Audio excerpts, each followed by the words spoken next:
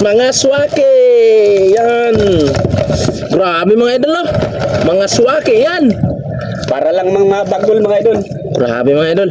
Ang laki. Ito po yung mga saang. Grabe. Daming saang. Grabe mga idol, no? Gusto nyo rin ba nitong mga ganitong mga shells mga idol? At ito pa mga idol, no? Mga buraw-buraw at maripating isda. Yan. At merong mga bisugo at danggit. Yan. Ang lalaki mga idol. At ito yung huli ko mga idol, oh. Mga pusit. Sagana talaga ang ating dagat. Ito. Pili na kayo ng ulam nyo mga idol kung saan ditong gusto nyo. Ganito ang napakasarap na ulam namin mga idol.